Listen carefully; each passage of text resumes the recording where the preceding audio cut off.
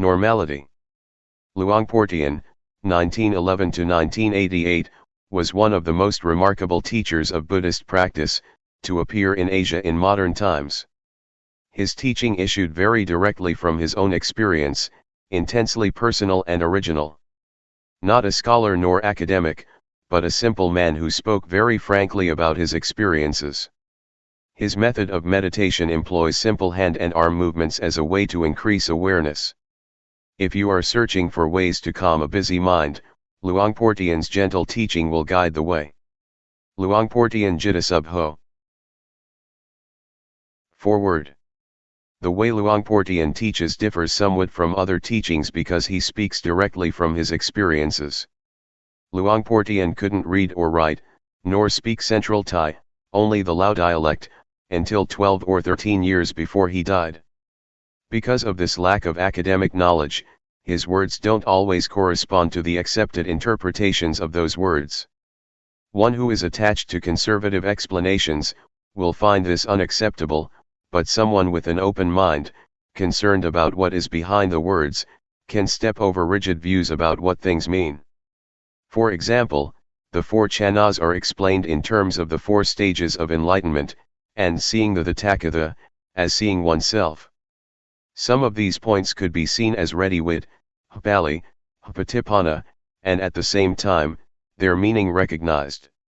Other things need a mature attitude of not fussing about definitions, but sincerely opening up to what Luangpor is trying to convey. It is unlikely that it will escape the reader's attention that Luangpor Teean was a simple man, who spoke very frankly about his experiences, and the reason he did so seems rather obvious. With confidence one is liable to open up the mind more and come closer to what Luangpor is pointing to.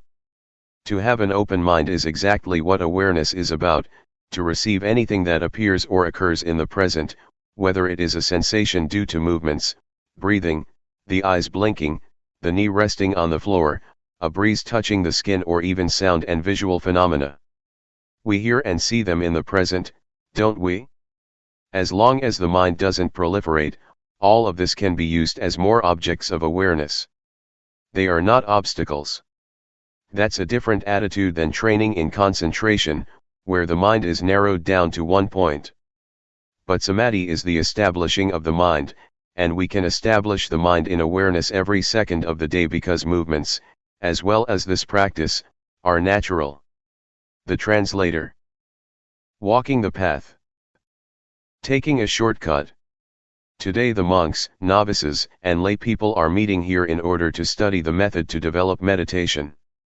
We're not interested in anything else because we've done it already. For example, making merit, being generous, upholding precepts and doing tranquility, meditation. As for insight meditation, we've heard about it, but we don't yet understand, or we've only practiced it a little bit. Therefore, before we start practicing insight meditation, we have to rely on listening and reading from scriptures before we understand what tranquility meditation is and what insight meditation is. Developing awareness is the path that the Buddha teaches. Things outside of Buddhism.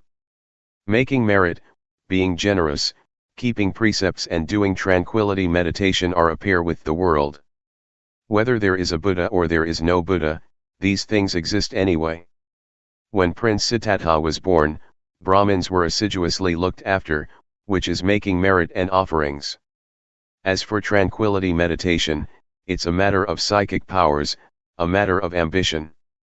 We've probably heard about becoming invisible, flying through the air, diving into the earth, reading other people's minds, multiplying oneself, reciting magical verses to obstruct vision, and hearing by entering absorption.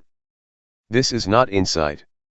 According to the Buddha's biography, when Prince Siddhartha ordained, he studied with the hermit Alara, and mastered 7 absorptions, 4 form absorptions and 3 formless absorptions. But suffering still existed. That is to say, there was still greed, hatred, and delusion.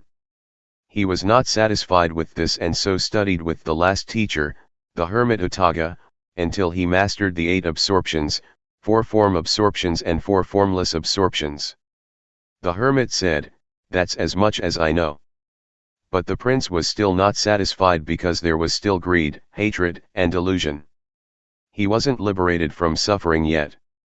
This shows that tranquility is not able to put an end to suffering. After this, the prince tormented himself, together with the 5 ascetics who were following him. He fasted until his body was so thin that it was just skin over his bones, and he held his breath. But even after doing all this, greed, hatred, delusion, satisfaction and dissatisfaction still persisted. There were still defilements. Things inside Buddhism. So the prince gave up those methods and started to eat fruit. Because of this, the 5 disciples avoided and eventually left him, so he practiced by himself. Having eaten some rice offered by Miss Suchata, his body recovered strength. He reflected on the various methods that he had been practicing but which were not capable of shaking off the defilements. He still had troubles and suffering.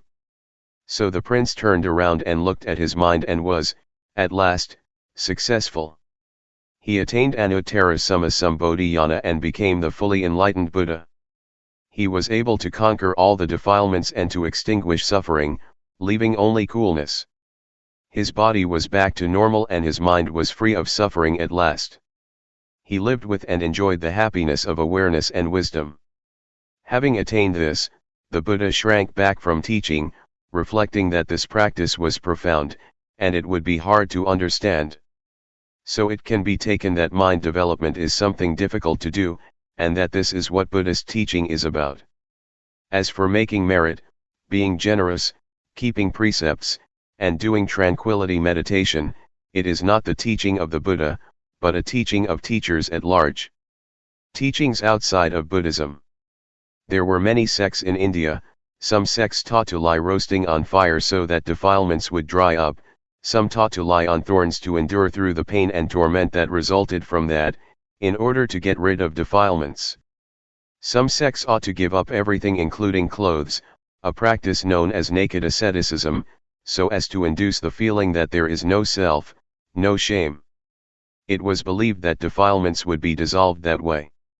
Altogether, there were many sects, but none of them could eliminate the defilements.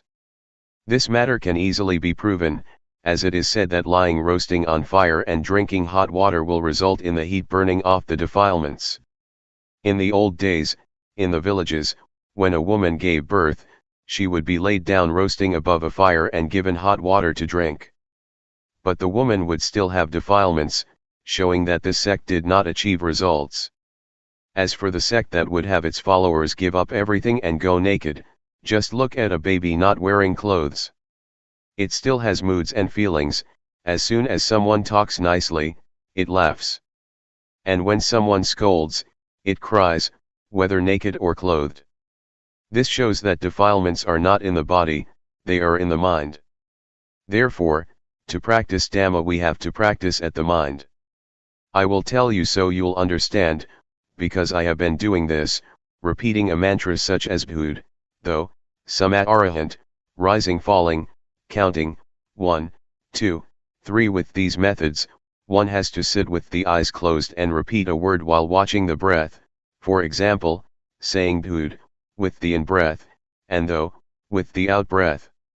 I've done quite a lot of this, but there was still satisfaction and dissatisfaction, greed, hatred, and delusion didn't diminish. This kind of practice is called tranquility meditation. Tranquility meditation is not more than a means to make the mind peaceful, but it is peace under the influence of delusion. It's just like putting a rock on top of grass. As long as the rock is on top of the grass can't grow, but when the rock is removed, the grass grows just as before, or maybe even more vigorously than before. It is true that there is no lopa, dosa, and moha when we're sitting alone, with the eyes closed, but as soon as we go back into society, like and dislike are born again. This is how it is. Going off to stay in a cave in a forest or the mountains cannot extinguish suffering, just because of going to stay there. At first, I did it like that also. The teachings inside Buddhism. The word Vipassana translates as realizing and truly seeing. Seeing what? Seeing impermanence, instability, and non-selfhood. When having insight, one views things differently than before. It is a transcendency. When we don't yet see clearly nor truly know, then acting, speaking, and thinking are as before. It is not yet Vipassana. But when we feel differently than before, that is, greed, hatred and delusion decrease, it can be called Vipassana. A handful of leaves, awareness. To practice insight meditation, the Buddha teaches us to develop 4 foundations of awareness, namely 1. Gayanupassana Satipatthana, that is, to meditate on the body, in the body, and see according to actuality, that this body is only just a body, it's not a being, an individual, nor a self. It is neither me nor it. 2. Vedananupassana Satipatthana, to meditate on the feelings, and see according to actuality, that these feelings are only just feelings, they are not a being, an individual, nor a self. They are neither me nor them. 3. Jittanupassana Satipatthana, to meditate on the mind, in the mind, and see according to actuality, that this mind is only just mind, it is not a being, an individual, nor a self. It is neither me nor it. 4. Dhammanupassana Satipatthana, to meditate on the mental objects, in the mental objects, and see according to actuality, that these mental objects are only just mental objects. They are not a being, an individual, nor a self. They are neither me nor them. The teachings of the Buddha are many, I'm not able to describe all of it. We probably heard that at one time our Buddha was walking with a number of monks in the forest. Seeing fallen leaves scattered around, the Buddha picked up a handful of leaves and asked those bhikkhus, monks, which is more, the leaves in my hand or all the leaves in the forest? The bhikkhus answered, the leaves in the forest are more than those in your hand, so much so that they cannot be compared. The Buddha then taught that the knowledge and understanding that the Buddha had studied was comparable to the leaves in the forest, and the knowledge that he taught us was comparable to a handful of leaves. The leaves in the forest stand for making merit, generosity, keeping precepts, and developing tranquility meditation, and the handful of leaves for insight meditation. However, to do Vipassana we have to study through listening and reading at first, before we start practicing. Otherwise we'll waste a lot of time gathering all the leaves in the forest. The practice of Vipassana that the Buddha teaches, though developing the 4 Satipatthana, means learning to be aware. The Buddha said that there are 2 things that are of great assistance, namely, first, sati, to recollect or not forget that there is the body, that there are movements, that there are feelings, that there is mind or that there are mental objects. Before doing or thinking anything, know it with awareness. And second, sampajanya, to realize, the moment we're thinking something, to realize it fully. Sati sampajanya, when using ordinary language, just means to wake up, to awaken, to feel oneself all the time. Developing awareness gives rise to wisdom. Talking from experience, it is not necessary to sit with the eyes closed in order to develop awareness. I've done the method of sitting with closed eyes, and wisdom didn't arise. But doing the new method, my method, wisdom did arise, and I got the feeling that is in accordance with the texts. Some people may think that my method is new because they've never heard it before, but actually it is as old as the Buddhist teachings. A. Arouse the body to always feel and be awake. The development of awareness that I'm talking about and have been doing is done as follows. We can either sit down on the floor or on a chair, and it can even be done in the lying or standing position. Catch with your awareness the movements of the hands, Turn the hand up, turn the hand down, raise the hand, lower the hand.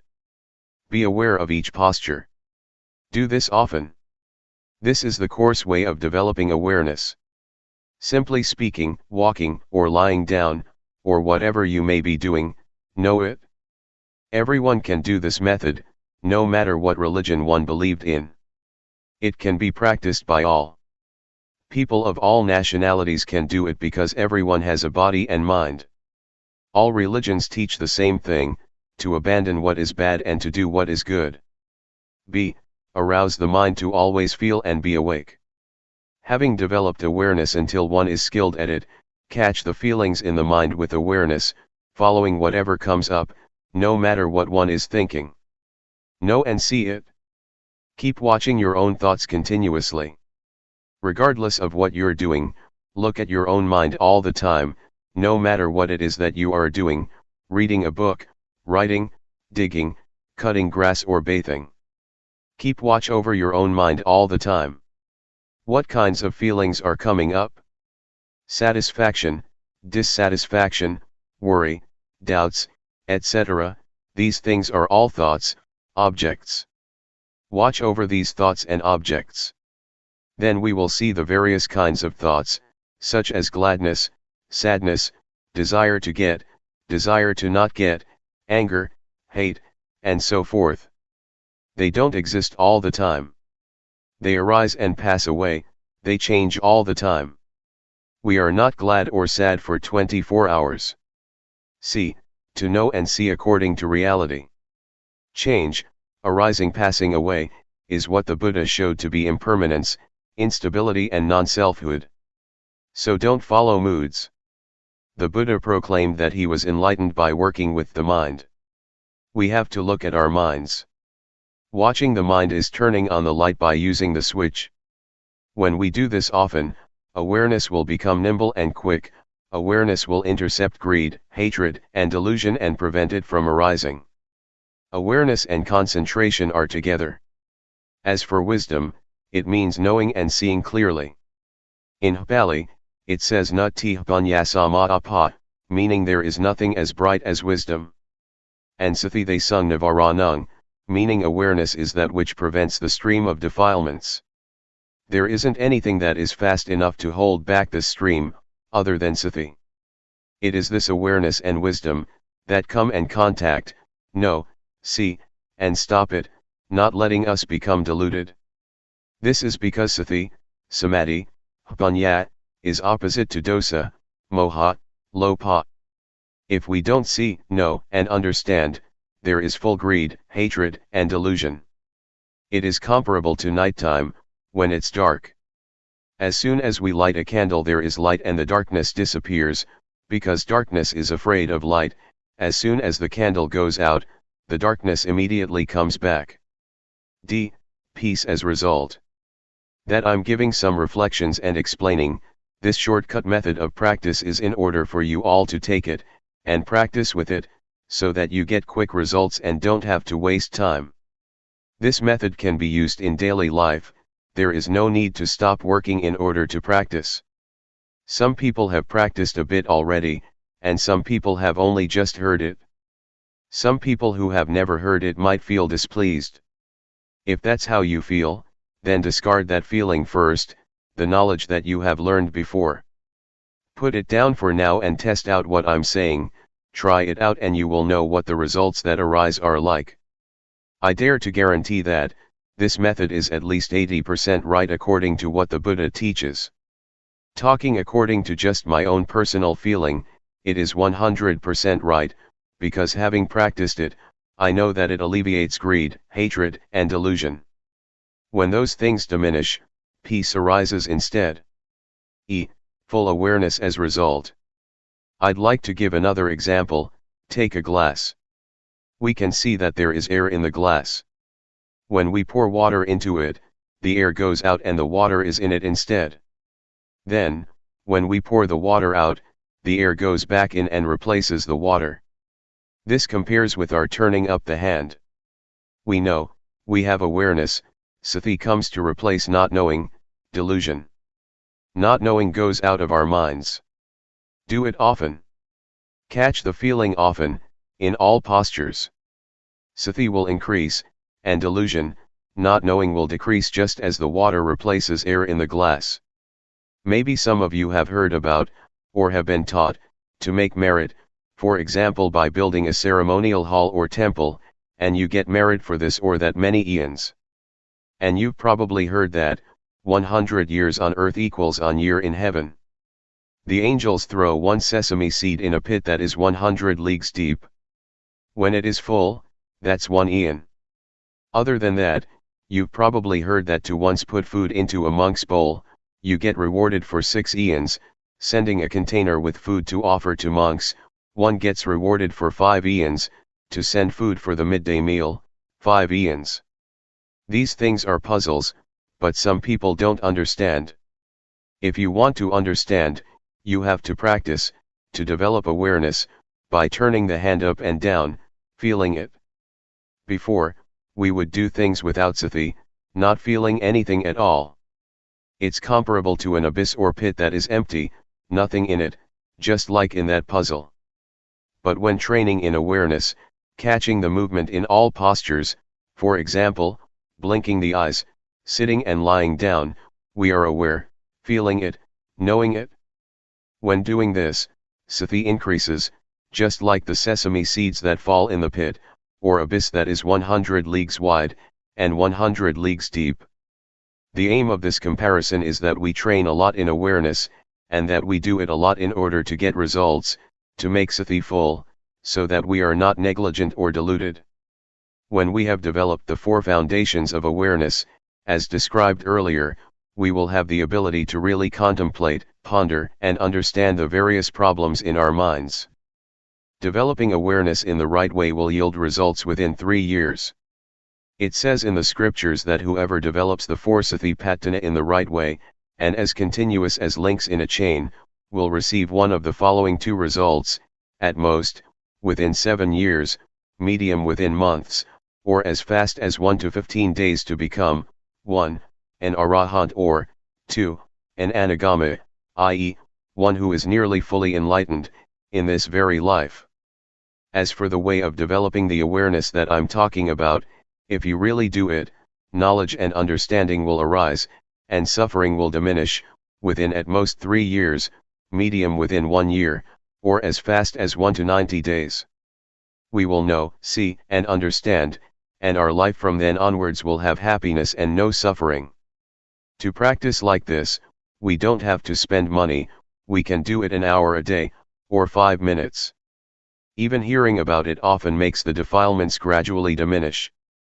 Greed, hatred, and delusion are evil, they are suffering. To get angry once is evil and is suffering one time. Evil and darkness are the same. Darkness means not seeing, not knowing, not understanding. Merit and knowledge are the same. When we understand, we are at ease, we don't have suffering and we don't doubt. If the mind is dark, there is suffering and doubt. For example, doubt that we're going to be reborn like this and like that after death. But some people, including myself, who have made merit, been generous, kept precepts and practiced tranquility meditation, still doubt about merit and demerit, about falling into hell or going up to heaven after death. They don't understand at that time. The Buddha teaches that heaven is in the heart, hell is in the mind, and Nibbana also is in the mind. Our grandparents used to tell us this, but we didn't reflect on it, so we didn't understand it. We have to practice and know for ourselves. Studying from scriptures is good, but it cannot solve suffering. Teachers teach that we should let go of greed, hatred, and delusion, but they themselves can't let go of it. Teaching others is easy, but teaching oneself is hard. But this method of mine is not difficult. You don't have to study or learn anything. Being able to read and write or not is of no importance. Everyone can practice, men as well as women, ordained or not ordained. We can all practice. There is only one Dhamma, not many kinds. To say that the Dhamma of a person who keeps 5 precepts is one thing, that the Dhamma of a person who keeps 8 precepts is another thing, The Dhamma of an ordained person is another thing, the Dhamma of a lay person is another thing, the Dhamma of a person who practices insight meditation yet another thing. That is a different matter. That is not what I'm talking about. I say that there is only one Dhamma. Dhamma is to finish lopa, dosa, and moha. Doing this is what virtue and Dhamma are.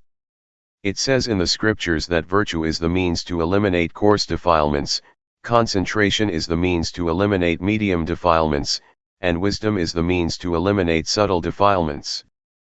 But can we really eliminate them? No. Why not? Because we don't do it properly.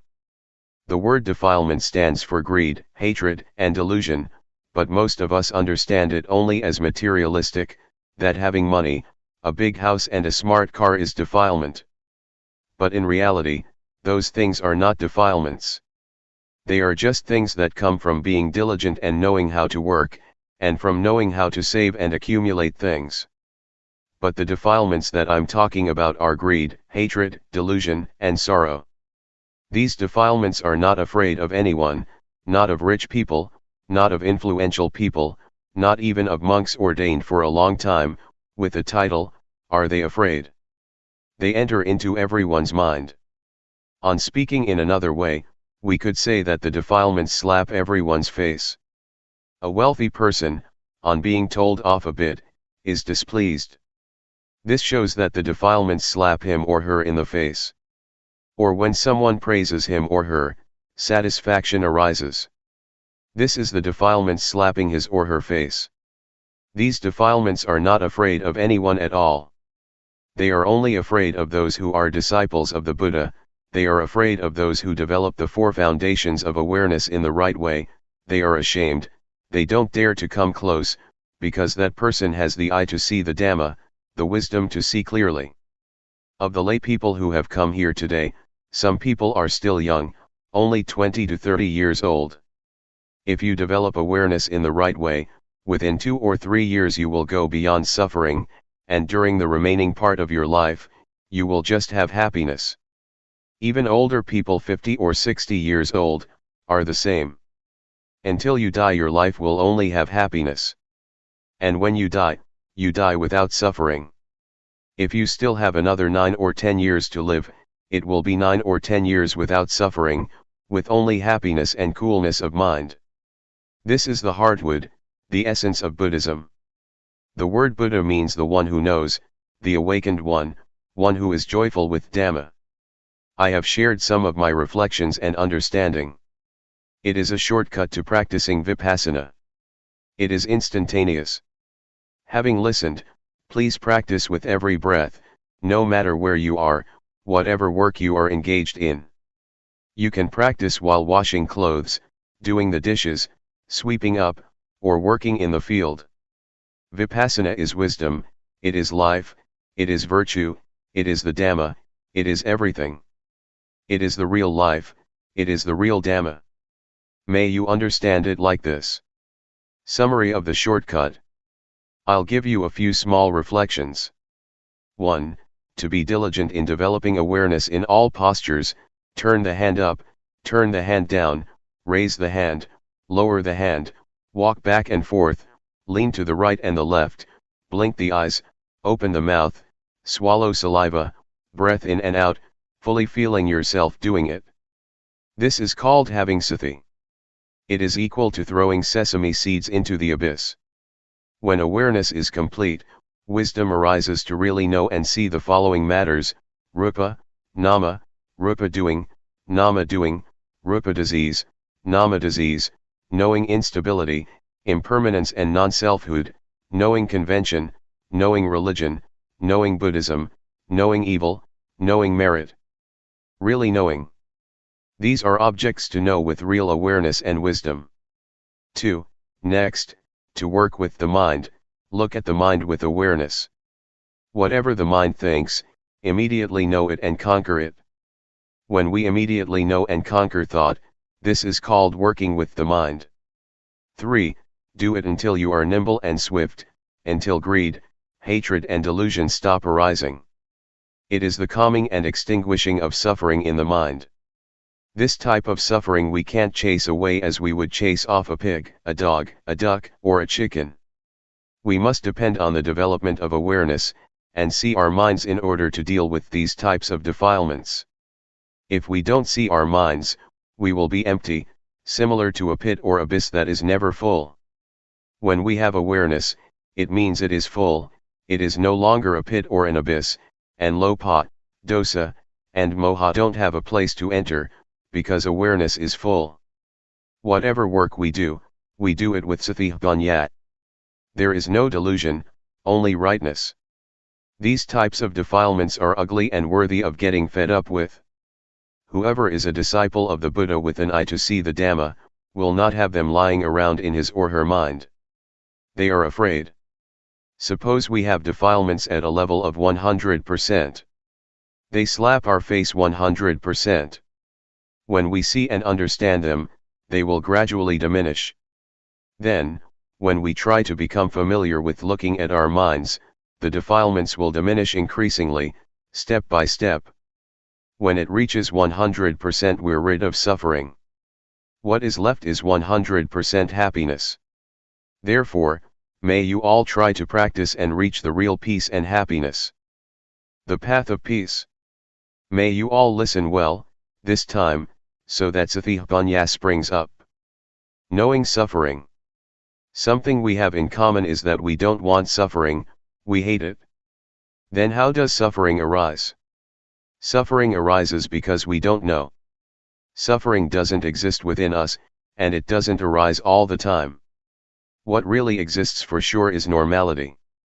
By nature, the mind of each person is in a state of normality. As we're working, if we do it with delusion, it is called suffering. Most people have suffering while working because they don't see suffering. People who go and see movies and shows do so because suffering leads them. This is due to our not watching minds. The moment we want to go and watch a movie, a thought flashes up that we want to watch a movie. We're not thinking it all day long. When the thought comes up, we don't see the thought. We only just know the thought, and we act, following the thought. This is called suffering. People who smoke are the same. Sometimes they don't even think to smoke but simply follow their moods. They take a cigarette to smoke because they think it is happiness, but actually it is suffering that compels them to do it. Suffering stinks. As to this word suffering, the Buddha sometimes calls it suffering, sometimes defilement, sometimes stench. When talking about suffering or defilements, one notes that it has an ugly smell to it, according to Buddhism. Suffering is something dirty and it stinks, nobody wants it. As soon as the body dies, it starts to rot and stink. But we can still wash and clean it. Excrement is something that stinks, and we detest it. Nobody wants to touch or grab hold of it. But even with such stinking things, the Buddha said, they don't stink all that much, they can still be touched and washed. But the stinking things to which the Buddha is referring are really stinky. They are greed, hatred, and delusion, concealed in our minds, ready to bubble up. The Buddha condemns this emphatically. If anyone's mind still has greed, hatred, and delusion, the Buddha says that it stinks more than excrement. As soon as the mind thinks something in a flash, a person who doesn't know, doesn't see, and doesn't understand becomes deluded immediately. This arising is called by the Buddha, a stain. The word stain means delusion. Even though we've never known, seen, or watched our minds, we still say that we see. But in reality it is not seeing, it is only just knowing thought, and then we act according to the thought. When we say to see, it should mean that we see defilements. That is, we see that either there is greed, hatred, or delusion mixed up in thought, or there is not. To see like this, we have to practice Dhamma first. Practicing Dhamma. Vipassana. In practicing Dhamma, even though one may practice various methods for a long time, if one doesn't perceive that point where the mind is manifesting, one still doesn't understand. One still doesn't understand the main principle of practice according to the teachings of the Buddha. The Buddha said that he was enlightened because he worked with the mind, practiced with the mind. but most of us just make merit and give offerings in order to chase off suffering. We haven't yet practiced by following the Buddha style. The Buddha once taught that the results of making merit 100 or 1,000 times are less than is gained by keeping the precepts even once. The results of keeping precepts 100 or 1,000 times are less than making the mind peaceful through practicing tranquility meditation once, and the results of making the mind peaceful through practicing tranquility meditation 100 or 1,000 times are less than practicing insight meditation once. What does insight mean? Insight means to clearly and truly see in a way that is different from one's original way of seeing. Different because the original way of seeing is a state that doesn't know, see, and understand clearly. Briefly stated, the mind is muddled up. Doing Vipassana means to be aware. Being aware is very fruitful. The Buddha practiced Dhamma through being aware, and so became enlightened. Peace. Most of us understand that in order to be an arahant, we have to do tranquility meditation and make the mind peaceful. In reality, there are two kinds of peace, namely, peace that is like being inside a cave, and peace that is like being outside a cave. Peace inside a cave means it is just as though we're in a cave or we're in a dark room. When we light a fire, the darkness disappears and light come to take its place, but as soon as the fire goes out, the darkness come back again.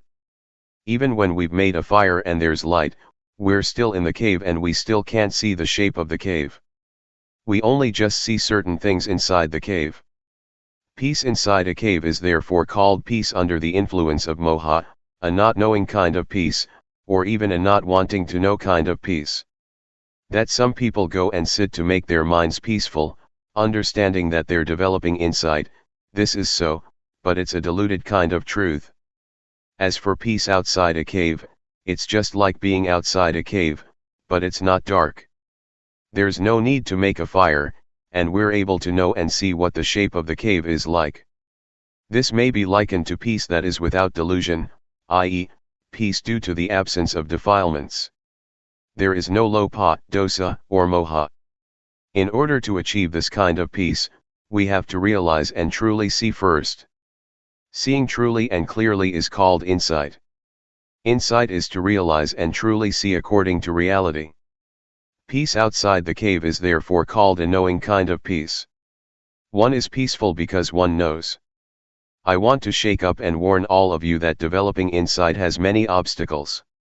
If we don't know, we'll go wrong, but when we see, know, and understand, we can solve the problems.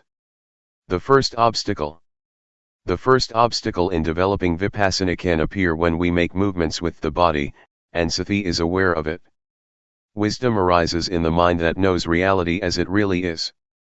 That is, it knows rupa, nama, it knows instability, impermanence and non-selfhood, it knows convention, it knows religion, knows Buddhism, knows evil and knows merit. This is wisdom knowing through Vipassana. But it's only just the outer bark of Vipassana, still not able to deal with suffering. It is just knowing in knowing, it is knowing through thought, knowing the scriptures. It is defilement due to Vipassana. The obstacle is that when this kind of knowledge arises, we get buried in it, a kind of knowledge that is still similar to being inside a cave.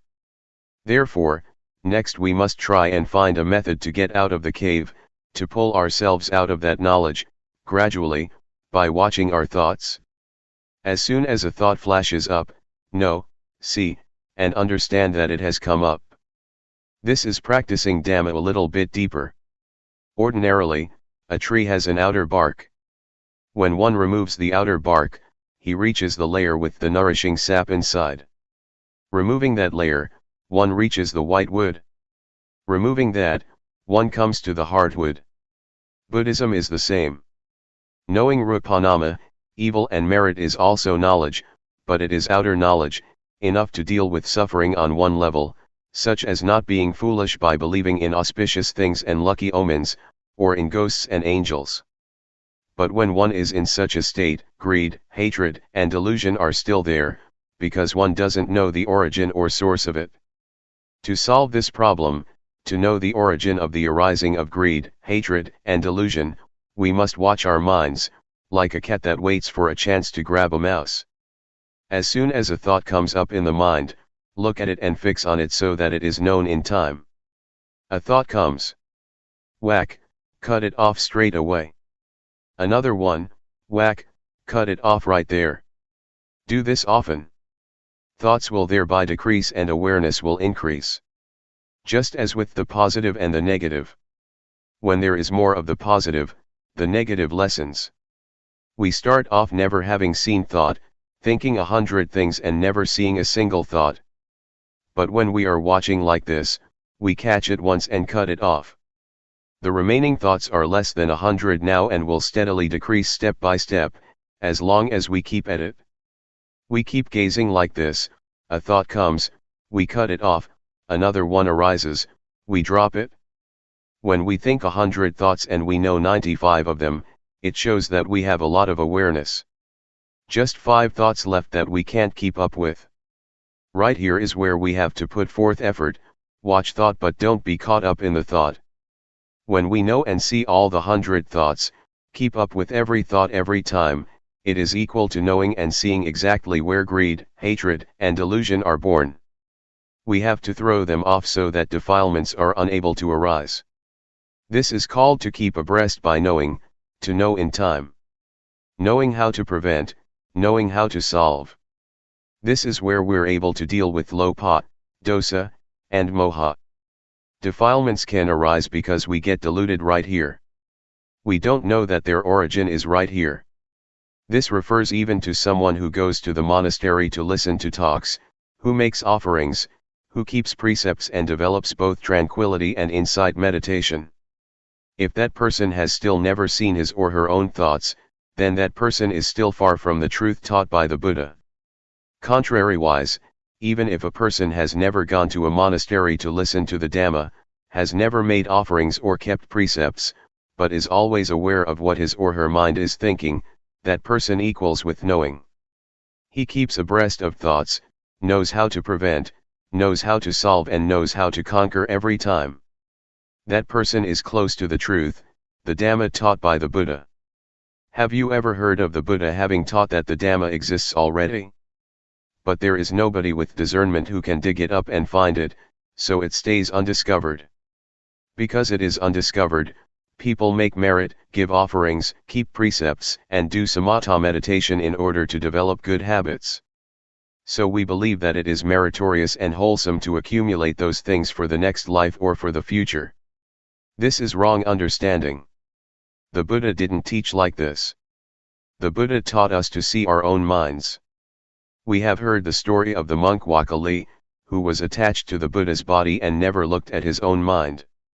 When he was corrected by the Buddha, he became so upset that he was going to jump from a cliff and die. The Buddha stopped him and taught him that it is difficult to get born as a human being.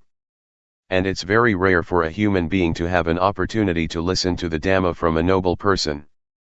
The Buddha said further that his body was just material.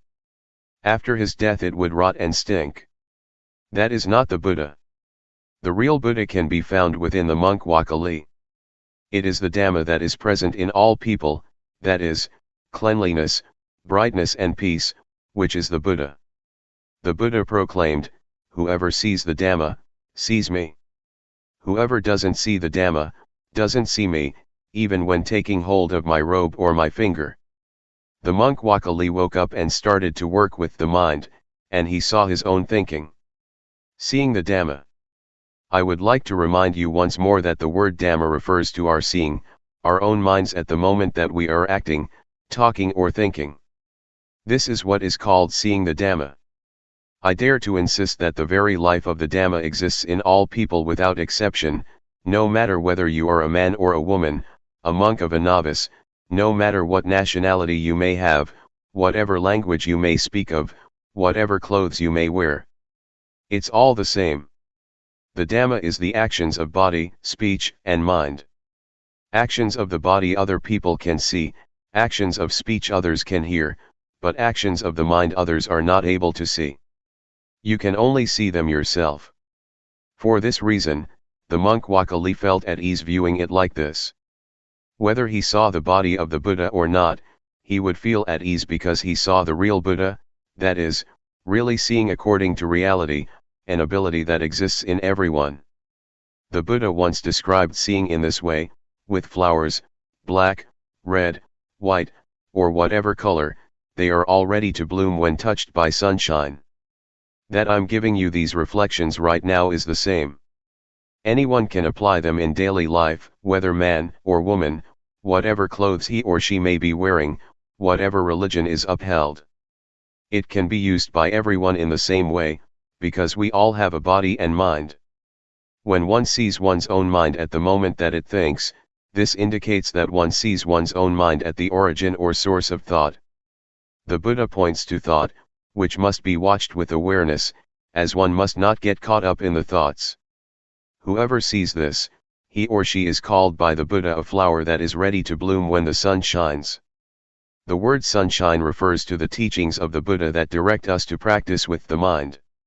Whatever work you do, control your thoughts with awareness. Some people don't do it yet, because they're not interested. But when we are interested, when we are suffering, we must be ready to do it. There are 84,000 teachings in Buddhism. They are not for reciting and for performing ceremonies. That was not the Buddha's intention. The Buddha's teachings have nothing at all to do with superstition. They are to be practiced only in order to solve the suffering of the mind. Some people might agree that without ceremonies and rituals Buddhism can't extinguish suffering. This fails to understand the meaning in the right way. We've heard that in the time of the Buddha, when he would expound the Dhamma to people, there were many people, who would open the eye to see the Dhamma and enter the stream of Nibbana, from the first stage of enlightenment upwards by the time the discourse was finished. They didn't have to perform rites and rituals other than working with the mind, as the Buddha indicated. Wherever we explain the Dhamma, if we don't make this point, our words are a stain. Why are they a stain? They are a stain because we don't indicate the way that people who are interested in the Dhamma must practice, in order to free oneself from suffering and defilements.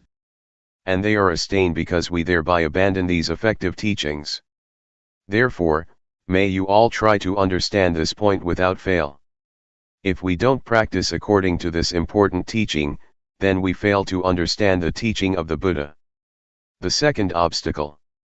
The second obstacle in developing insight is that when we begin to understand and see this point, we are able to destroy greed, hatred, and delusion to some extent, but at the same time, joy is lying concealed within it. The Buddha says this is still not right. Joy is darkness, but it is white darkness. Joy is due to our satisfaction and pride that we can do it. White darkness is frightening because it is hard to see. Black darkness is easy to see because it is dark. Being caught up in joy is to see wrong as right, because as soon as we can destroy some defilements, we don't watch at the point where the defilements are destroyed, but we get sucked into the point where joy arises. Therefore joy is an obstacle in attaining higher stages to Nibbana. Being caught up in joy is equal to being caught up in thinking. A thought comes up and we get caught up in the thought, so we don't see the thought. When we get caught up in joy, we don't see joy, and we're just content with joy. Because of this, the Buddha teaches us to pull ourselves out of the thought that we're thinking, to stand outside of it.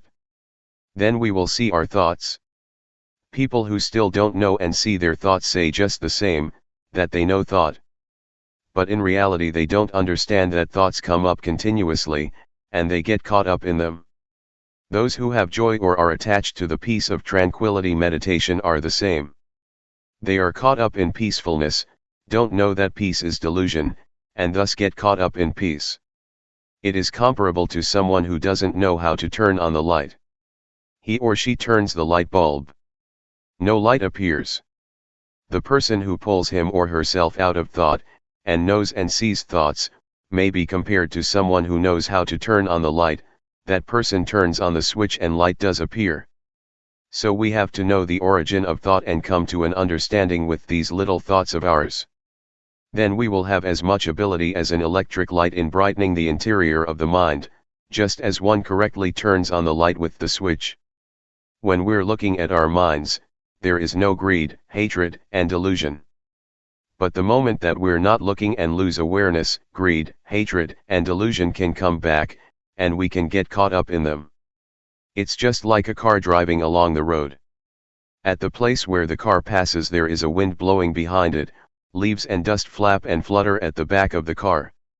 Thoughts of greed, hatred, and delusion flash up for a moment, and we follow them. How can we still say that we know thought? In reality we don't see thought, but we get caught up in it. The Buddha teaches that whoever doesn't see one's own thoughts is a heedless person. Heedlessness is poison to one's life, it's like being dead. This is what I said, it stinks. The Buddha said that there is nothing that stinks as much as the mind that has greed, hatred, and delusion, the mind that is stained, the dirty mind. Our real mind isn't dirty or stained at all. It's like a light bulb. The filament in the bulb is not dirty, but dust can settle on the outside of the bulb, the inside is still as bright as before. Or we could compare it with the sun. When clouds obscure the light from coming to the earth, it gets dark, but the sun is still as bright as before. Vidchat, avidchat. People who don't see thought and get caught up in thought are called people in the cycle of dependent origination, they are people who don't know. We've probably heard this, avidchat is the condition for formation to arise, formations are the condition for the birth of consciousness, consciousness conditions mentality materiality, mentality materiality conditions the six senses, the six senses condition contact, contact conditions feeling, feeling conditions craving, craving conditions clinging, clinging conditions being, being conditions birth, and birth conditions old age, death, and suffering. It's a cycle. Avidchat translates as not knowing, we say that we know, but we don't see our minds. Instead we get caught up in thought. As for the word vidchat, it means knowing, seeing one's own thoughts. A thought comes up, we see it, and it stops. It's like a cat and a mouse. If we don't have a cat at home, the mice are not afraid, but when we have a cat, it will catch the mice as soon as they show their faces. The mice die of shock when they get caught. They can die even though the cat doesn't bite. They have such shock, never been caught by a cat before. This is similar to our fixing on thoughts in our minds. When a thought comes, we know it in time, and it immediately stops, comes to a halt, can't concoct any further. This is called vidchat, knowing, to know in time, knowing how to prevent, knowing how to solve and knowing how to conquer, just like a cat and a mouse. If we don't reflect on the teachings of the Buddha, we don't understand them, and we argue and debate about the teachings, competing with each other. This is not right. Someone who has studied the teaching, and employs that knowledge as a tool for killing defilement, or dealing with suffering is doing it right, according to the Buddha's intention. These days, we study the Buddhist scriptures until we have degrees, up to the 9th level. Some may look at their own thoughts, but some never watch their minds at all. Whoever has studied but never seen his or her own thoughts, says the Buddha, are like a termite that makes holes and eats books. With academic studies it's the same, studying until one has university degrees, but still never watching one's mind. Such persons know about other people but don't know and see themselves. These people are not considered wise in Buddhism because their knowledge is only of use in an academic way, but is not useful spiritually. When we have a university degree we should deal with our minds also, that is, eliminate defilements, the coarse ones as well as the medium and subtle ones. Going against the stream of thought. We've all probably heard that the Buddha at one time practiced by tormenting himself, but saw that that method was wrong and stopped it. After that, he partook of food offered by a lady named Suchata. The Buddha asked her, "Do you offer just the food or is the tray included as well?" She answered that all was offered. Having finished the meal, the Buddha took the tray to the bank of the river and made the following resolution: if he would be enlightened, may the tray placed on the water flow against the current. This is not a true story, it's an illustration and has meaning on the level of the mind. The tray is the mind, the water represents the defilements, and the Buddha working with the mind is the action of going against the stream. The Buddha didn't let his mind follow the defilements. The current of the water is the current of thought. Following defilements is easy, everyone is doing it already, and so we have suffering. The Buddha practiced going against the stream of defilements for the extinguishing of suffering by watching the mind, seeing his own mind thinking. As soon as a thought would come up and there was desire to follow what the eye saw, the ear heard, the nose smelled, the tongue tasted, or the body felt, the Buddha saw those thoughts as defilements. He practiced going against the current of thought, not following the thoughts, which want things. Practicing like this, knowledge arose in him and he was enlightened. The thing that the Buddha points out to us to practice is to know thought with awareness, looking at our own minds. Whatever thought comes up, we should know and understand it, so that the thought does not proliferate further. When thought flashes up, we watch it with awareness, and the thought stops by itself. In practicing Dhamma, the thing to be careful about is the knowledge that knows things outside of ourselves. This kind of knowledge is defilement due to Vipassana. When we have such knowledge, it gives rise to gladness and joy. Joy is called white darkness. It is wrong knowing. Don't get attached to joy. Continuing the practice to the end, until we clearly see our thoughts, their origin, and their source, we come at last to the state of arising, passing. It is a break-off, a final exhaustion. I've compared it many times with a rope, tightly tied on both sides and being cut in the middle with a knife. The rope breaks, one cannot pull it together again, that is, one can't use it anymore. The 12 senses are similar, on seeing a form with the eye, on hearing a sound with the ear, etc., let there only just be seeing and hearing and so on. Don't concoct it into beautiful or ugly, good or bad, pleasing or displeasing sound, the sound of a woman, the sound of a man, etc. Just simply see or hear neutrally. But these are still mere words. In practice, we have to look and see and break them apart.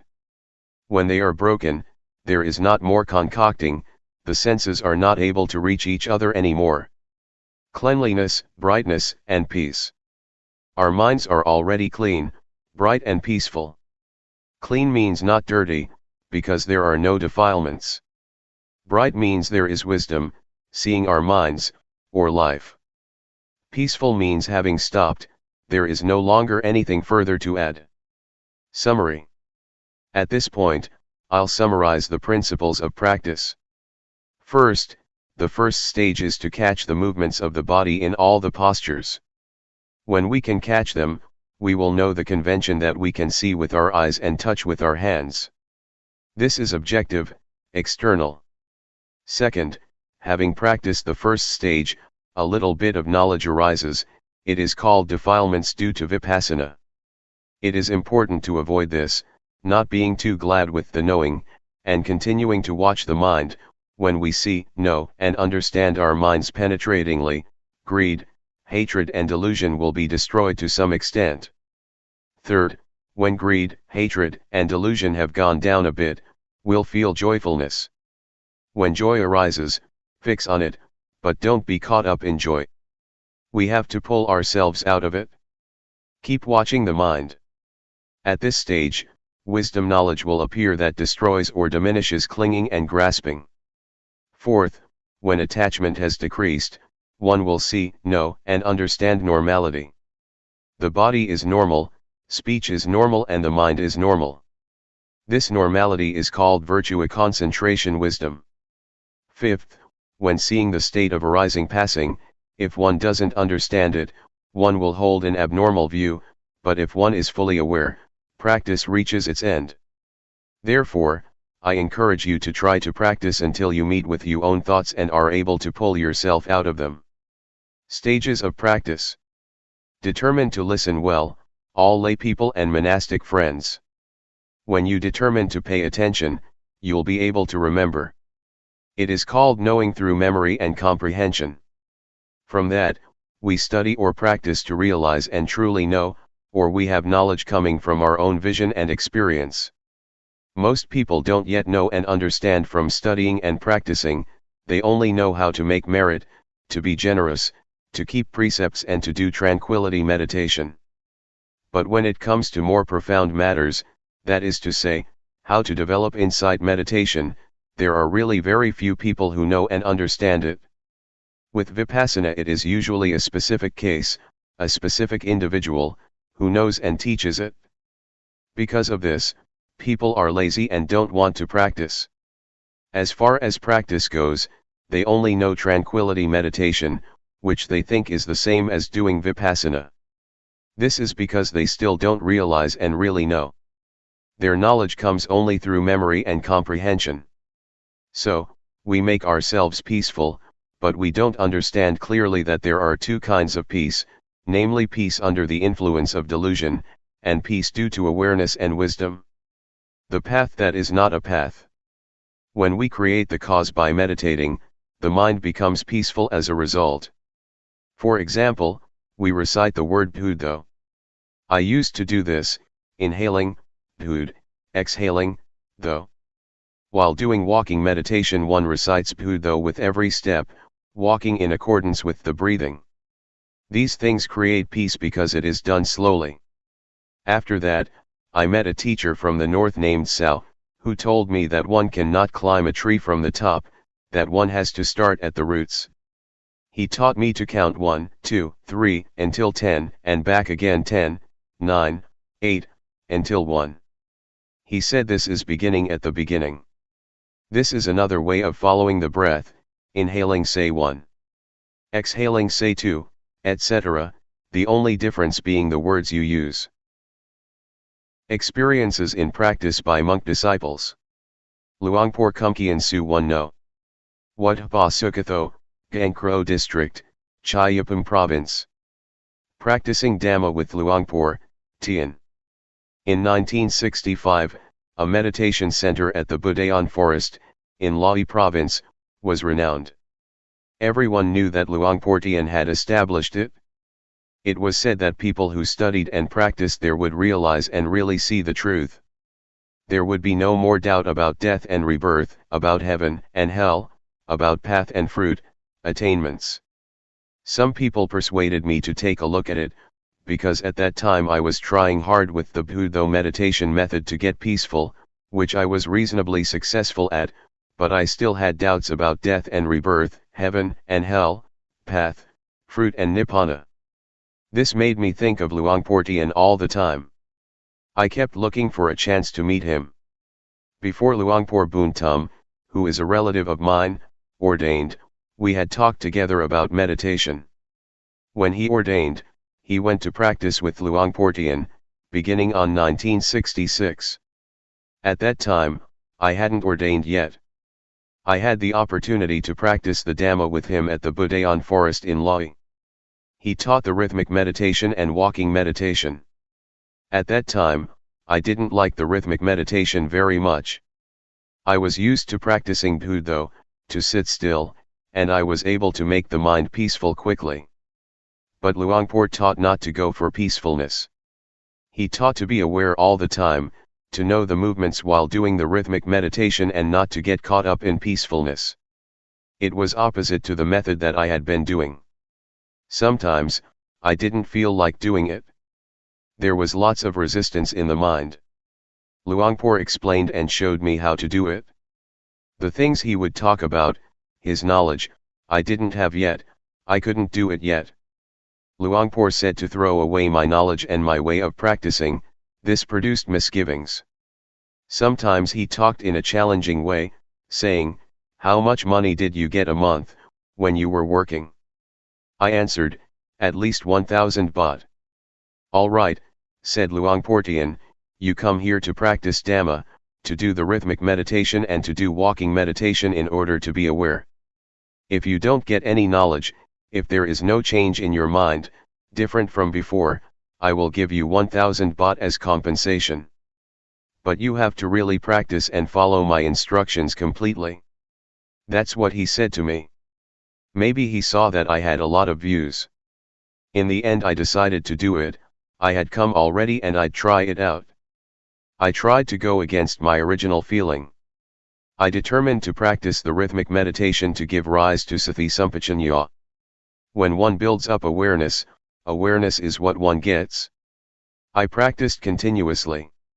When thought would arise, I would be aware of it and come back to the dynamic meditation. When peace arose, I would be aware of it, I wouldn't be caught up in the peacefulness. I knew the body and mind more clearly. There was more sati sampajanya. I could keep up with the movements of the body and I could keep up with the mind thinking. Wisdom knowledge arose, I knew rupanama, I knew the body and the mind according to reality, in levels within the basic stage of materiality mentality. There was a shift in the mind, different from before. Doubt disappeared. I understood the difference between tranquility meditation and insight meditation. About 60% of my suffering was gone. I felt very confident in Luangpor Teean's teaching. My previous knowledge just melted away. I used to study magic and superstition. I saw that that was just convention. The rites and rituals that I used to perform I could give up, just like that. I felt confident in what I was doing. I understood what merit and evil are. I understood about heaven and hell. I understood religion and Buddhism. It was as if I was carrying 100 kilos and 60 kilos dropped off me when wisdom knowledge arose. Practicing only that much and I felt so much lighter. What would happen if I were to practice some more? I really had a lot of confidence in this method of using movements in order to develop awareness. Luangpor pointed out the levels of practice. He said, this is just the basic stage of meditation. Don't get attached to it and think you've got a lot of knowledge, there is still much more. You have to determine to keep on practicing. Work more with the mind and you will get to know the stage of ultimate meaning. He asked me, do you really see? Do you believe me, or do you believe yourself? I answered, I believe myself.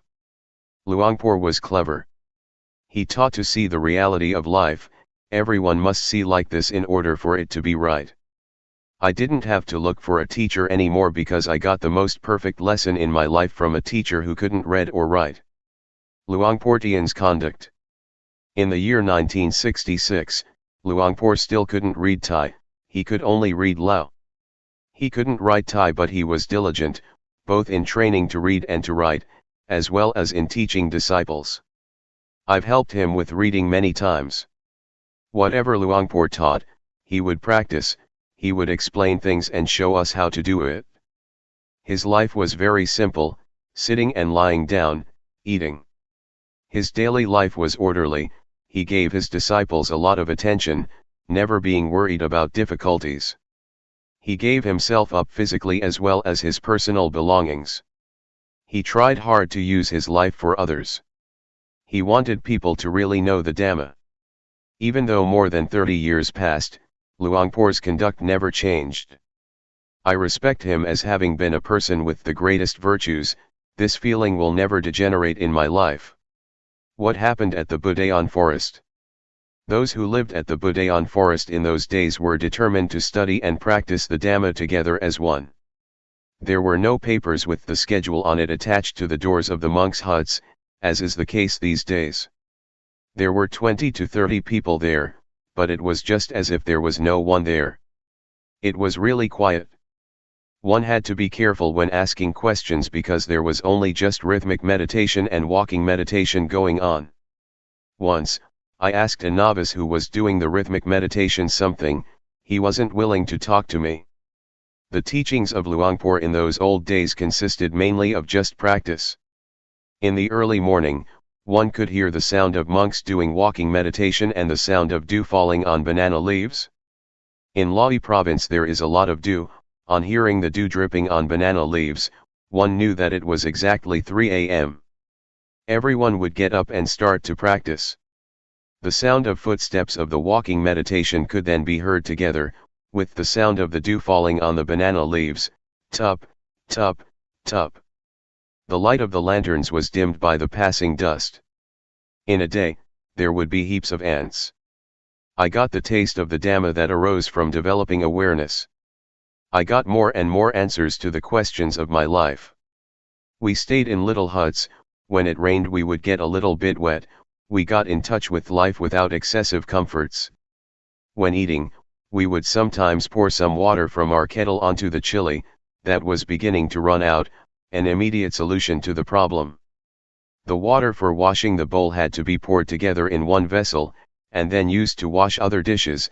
After that it would be used to water the trees that had been planted. The water for drinking and bathing was about a kilometer away from the retreat place. When going to bathe, one had to find some container to put water in and carry it back. One had to fully look after oneself. The young monks, on seeing the old monks carrying cans of water back to their huts, would carry it for them.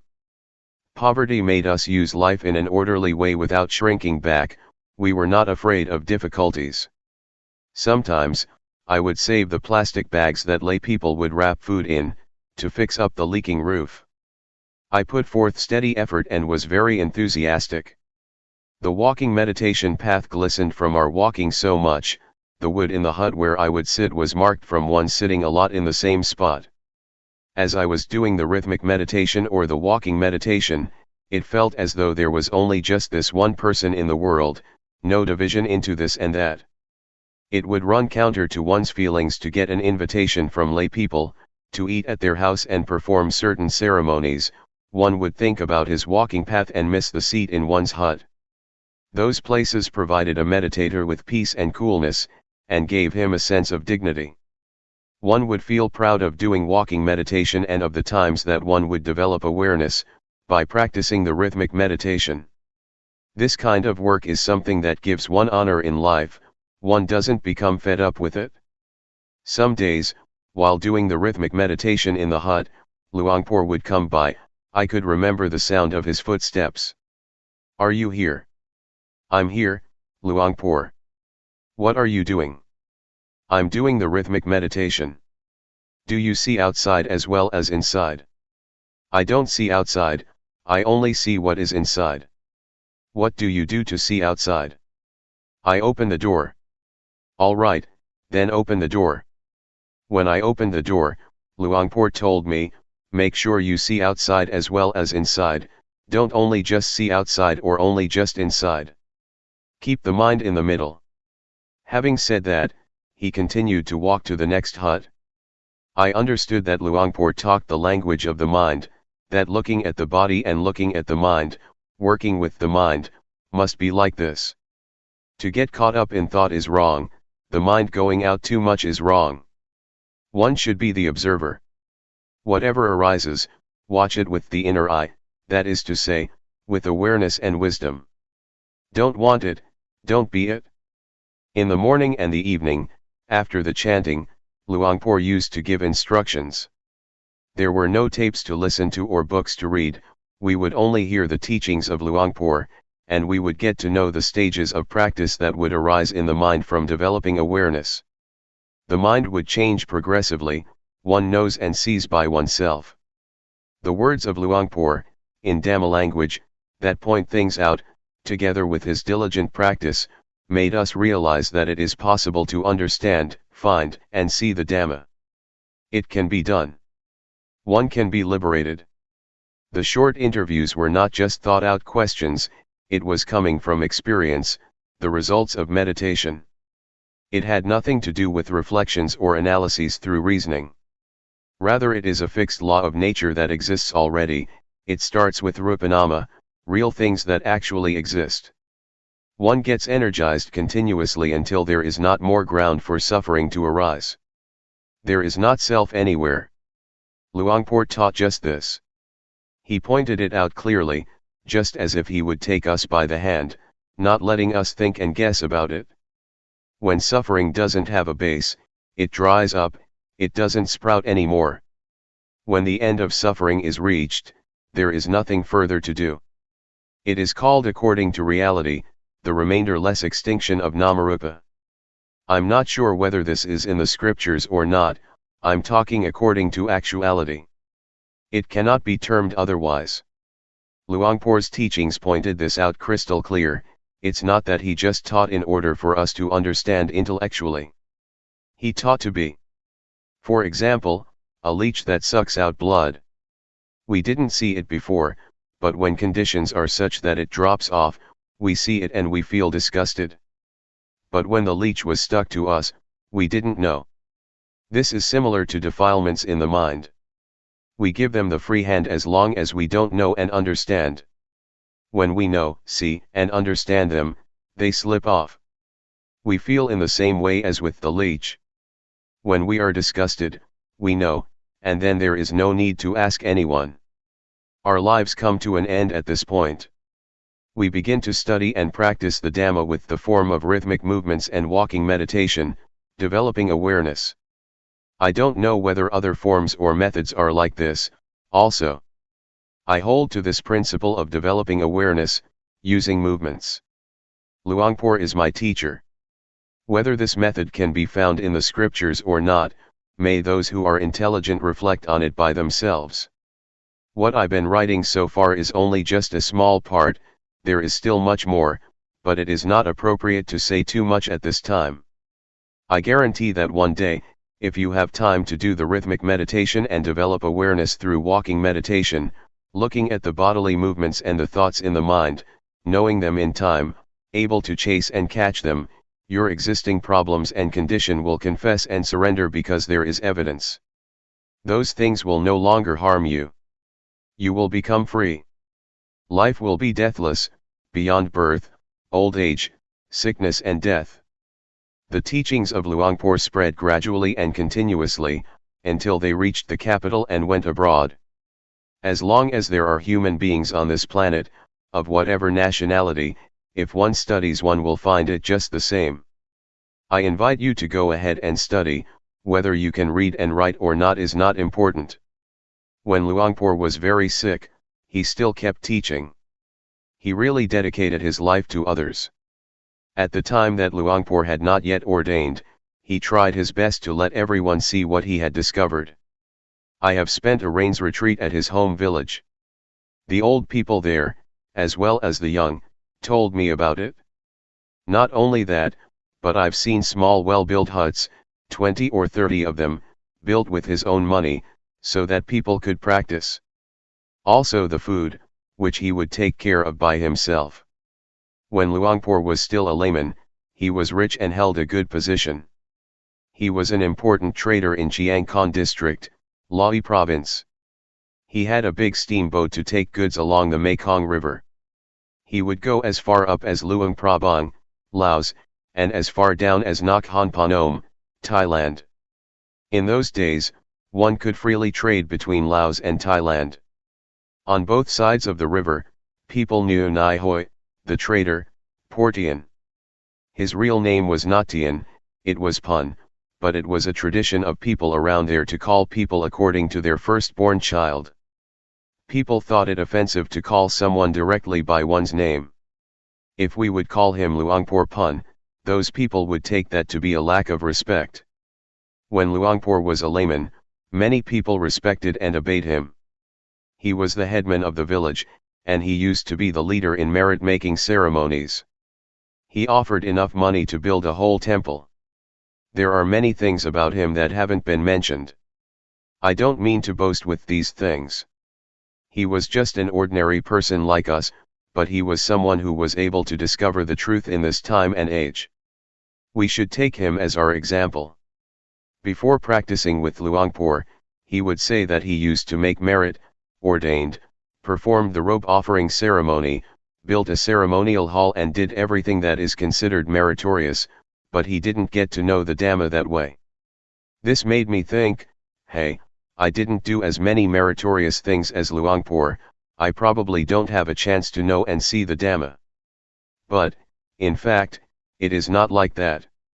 Rich people as well as poor people can know, if one really practices and experiences bare and full awareness for a long enough period. Luangpor has been insisting on this all the way through. He challenged everyone and encouraged them to try it out and verify it for themselves.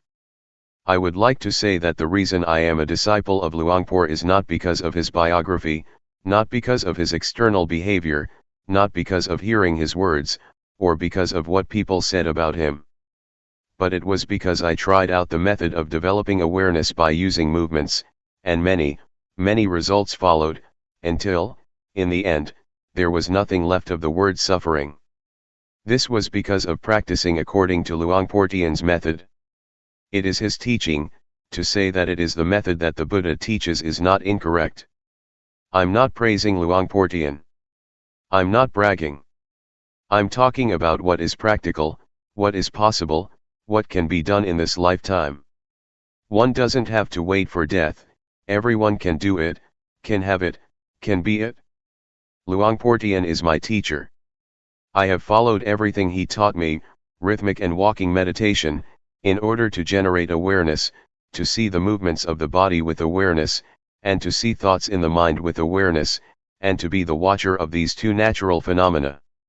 Awareness and realization are the inner eye, they are the witness to the body and the mind, until one sees these two natural phenomena, and one gets the insight that they are only just material and mental things. They are not any self, they are just nature. Having seen it, one really knows that they are just rupa and nama, one knows how to deal with them and the problem is finished. One is beyond them. Next, Luangpor teaches to look at the suffering that is associated with rupa and nama. We look at materiality first, which is rupa dhamma. When we look at it with awareness, we see that it is a heap or a mass of suffering. We breathe to relieve suffering, we eat to extinguish suffering. When standing, sitting, walking and lying down we change position in order not to have suffering. Then, we see rupa disease. We must find a way to solve sickness and pain. The suffering of the body can only be remedied, it cannot be abandoned. If there is no remedy, that's the end of it, that is what rupa dhamma is like. As for nama dhamma, it can be realized. We watch the states of the mind, just as if we're sitting in a room that has windows, whatever arises, we see immediately. Originally the mind is in a state of normality, but objects come floating in, they are like guests. One sees gladness and sadness. One sees the mind that loves, gets angry, has greed and is deluded. One sees all of it because one is the watcher. When we look, we will see, and on seeing we can let go. One doesn't become the object of mind. This is not the same as watching materiality. The suffering of rupa cannot be abandoned, one can only lessen it. For example, when one is hungry, one eats to solve the problem, one cannot abandon hunger. The mind is not like this. The things in the mind can be completely abandoned, one can let go once and be rid of things for the rest of one's life, until there is no more birth, old age, sickness, and death.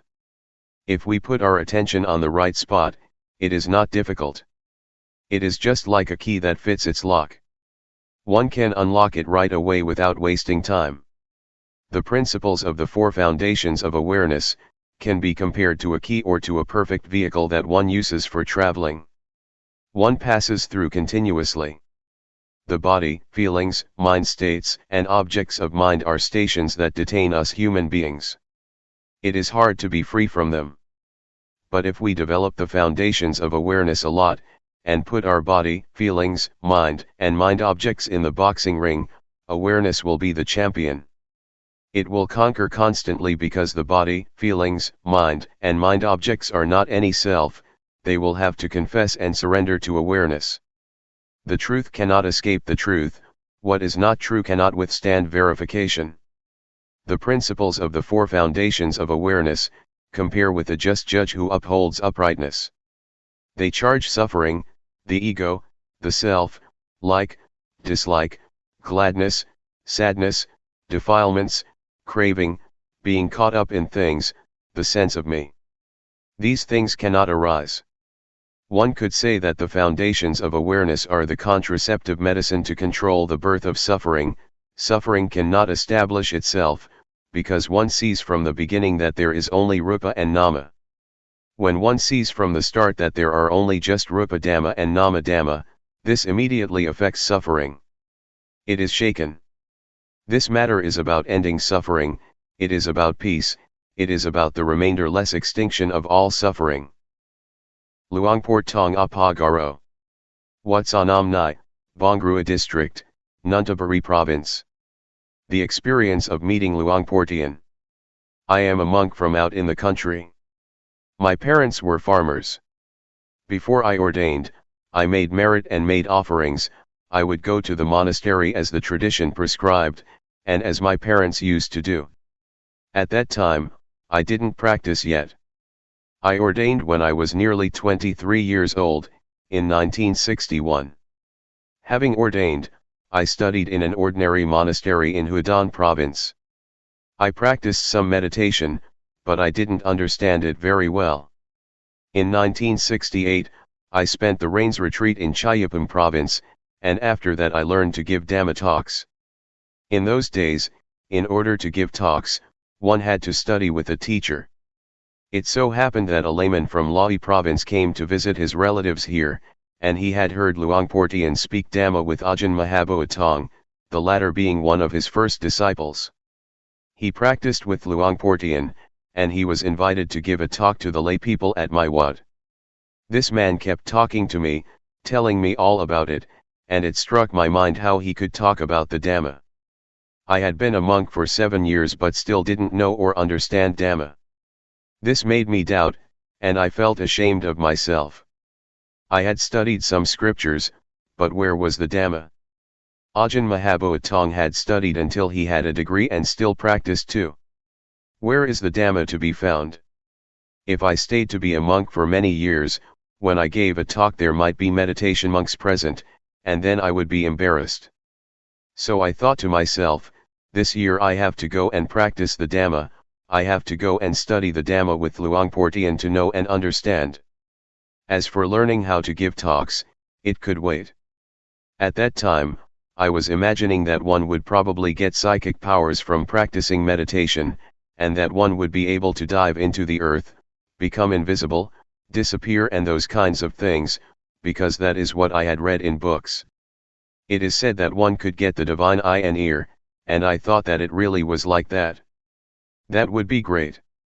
So I decided to find a teacher. I had very high expectations, they pushed me onward. I went to see Luangpor Teean at the Budayan forest in Lahi province. I arrived in the evening and asked to see Luangpor, but he had gone to his home village to open a meditation retreat there. I wanted to go after him. At that time, I had very strong confidence in Luangpor. I wanted to see what Luangpor Teean looked like. However, the monks told me to spend the night there first, and the next day they would take me to him. I agreed.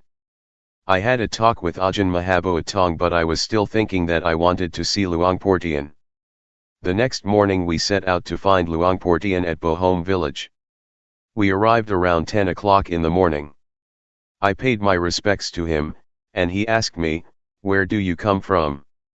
I told him that I ordained at my home village in Hunan Tani province and that I had been studying for 7 years. I told him about my doubts and that I wanted to practice the Dhamma with him. He didn't say much.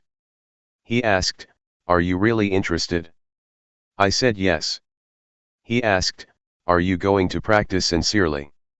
I said yes. He said, "Practicing Dhamma is easy. There is no need for ceremonies and rituals." I liked that. I had already decided that if he told me to recite rising falling, I wouldn't do it, because I found it was embarrassing. But he was talking about practicing in a simple way, being at ease, using movements. No need to close the eyes while sitting, raising the hand, lowering the hand, making movements. Hey, that sounds simple. He showed me how to do it, and I followed him. When I was able to do it, he let me do it by myself. I felt a bit embarrassed at first. I am someone who easily feels ashamed. He told me to stay alone in a hut.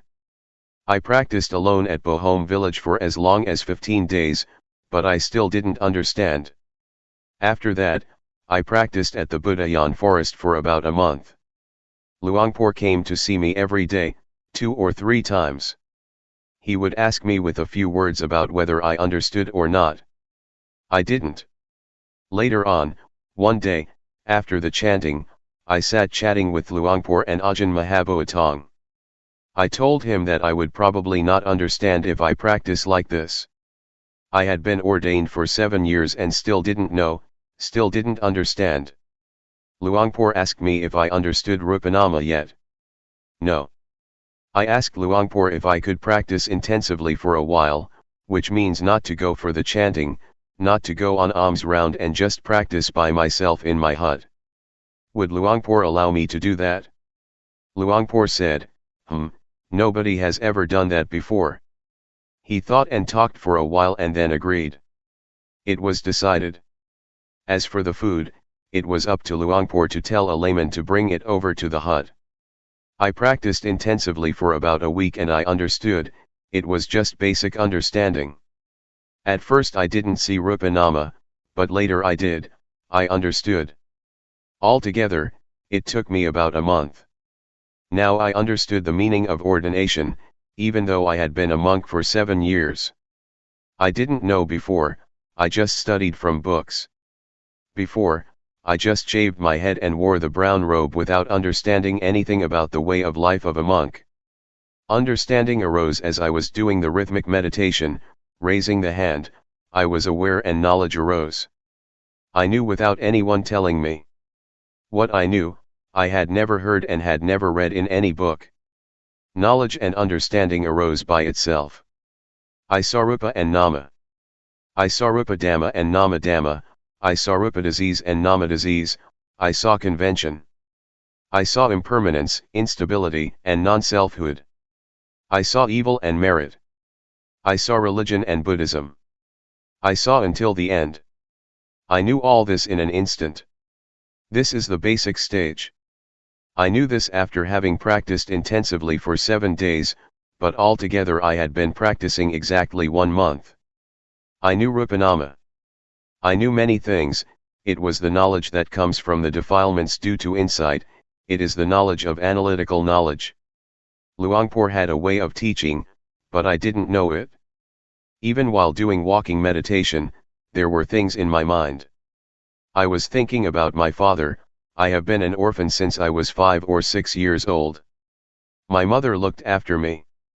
I thought about my father. He was someone who didn't know anything. He didn't know why he was born, he didn't know and see himself. But I couldn't help him. I could only do something about myself. The next morning, Luangpor told me to stop the intensive practice, he was afraid others would want to follow my example. It would not be fair if he didn't allow others to do it also, if they asked to do so. That's what he said. No one had done this before, one would just practice continuously, working at the same time. There was no intensive practice. He told me to stop, so I stopped. Yet in my mind, I still wanted to continue practicing alone. But out of respect, I stopped. Whatever he said, one had to follow it. When I was first practicing, he didn't let me look at thought, until I had stopped for 4 or 5 days. At that time, I threw myself into it. It was powerful, I was caught up in analytical knowledge and joy. I was bold, I wanted to be alone. I was not afraid to have a Dhamma discussion with anyone, no matter how many degrees he might have. I knew the matter of materiality mentality well. I had never experienced something like this in my life. This is the way it is. The Buddha teaches what it means to be a monk. Even though one has ordained and studied, if one doesn't practice this, if one doesn't know and understand like this, it can be taken that one hasn't ordained as a Buddhist monk. Before, when studying the scriptures, I thought that it was just a matter of the past in India. Luangpor asked me, when it is like this, can you go back home? I said, I can, I'm confident to speak with the teacher. My teacher had been a monk for over 10 years and had studied the Pali language, he was a preceptor and the head monk of the vicinity. He had a lot of theoretical knowledge. Luangpor wanted me to go and teach. I felt that there was something unfinished, at that time, I had only just started. Why did Luangpor say that? I guess he had a reason for it. Luangpor wanted me to talk with my parents and relatives, he wanted me to talk with them about my experience. That's how it was in the old days, but now he has changed to another style. But I'm not like other people, others, Luangpor would urge on. At that time, I had ordained exactly 7 years. Venerable Mahaboat Tong was one of the first disciples, later Ajahn Kumkian, Ajahn Buntum and Ajahn Somai came, they followed each other closely. After this, Luangpor had me look at thought. When one first sets out to practice and one knows and understands materiality mentality, almost everyone gets caught up in analytical knowledge. Some people experience strong feelings of rapture, others don't. Luangpor didn't let them watch thought, if that was the case, instead he had them do work. Others he just let be. But he said not to be interested in thought, just let it go. The mind was thinking all sorts of good things and ideas, about the future as well as the past, thinking about teaching people, but Luangpor said not to follow it. He said to let the thoughts cool down, let them come to rest. Luangpor taught with a kind of psychology, he had a way to watch people's minds, to watch those who came to practice. He would ask, "How are you? Is your mind good or not? Is there something in your mind or not? Is your mind in its original state or not?" When the mind was in its original state, just like there was nothing there, not knowing or seeing anything at all, he would tell that person to watch thought. The Buddha was enlightened because he worked with the mind. To watch the mind with awareness, one has to look right here. Luangpor advised to look at this place. He said, "No thought and let it go." He had us do the rhythmic meditation, to be aware of movements and to watch and see thought. That's about all he said, and then he would vanish. I watched thought for 9 days and I saw objective matter, ultimate meaning, and changing conditions. It was in the evening that I saw it, there was a change in my mind. When I saw Rupanama there was another kind of change, but on seeing ultimate meaning, there was another change. I felt very confident at this point, I realized that I was a noble one. Being a noble one is to be found right here, it is not to do with shaving the head or wearing brown robes. I saw that it was right here. Luangpor taught whoever came to practice to look at the mind, to watch the various thoughts. When there is a change in the mind, everyone should know and see it. This was his method of teaching. He would ask the practitioners what they saw and understood. We would inform him that we knew or understood ultimate meaning or whatever it was. Formerly, I understood that in order to be a monk, a noble one had to shave the head, wear brown robes and stay at a monastery, but now, I understood that anyone can be a noble one, women as well as men, one can wear clothes of whatever color, one can have any nationality, speak whatever language or uphold any religion. This was not yet clear when I knew Rupanama. I understood it but not yet clearly, but on seeing ultimate meaning, awareness was more clear and I saw things that were more refined. I looked at thought until I understood ultimate meaning and various other things. Luangpor advised me to watch thought and to cross over to ultimate meaning. Another change took place. I saw greed, hatred, and delusion, and after that there were more changes, I understood and saw in stages. I understood sickness and death, heaven and hell, evil and merit. But I didn't know in the same way that Luangpor knew.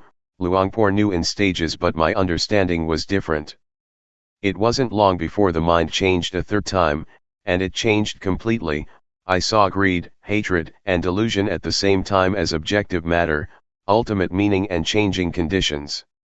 After that there were insights continuously, I saw virtue, I saw sensuality, etc., until I knew everything. I understood what the Buddha taught. I practiced alone and didn't talk with anyone. One day, Luangpor gave a talk. He spoke all the way from the beginning of practice. I listened to what he said. I thought, hey, that's exactly what I've experienced and seen. When the talk was over, I went over to talk with him. We just talked very briefly.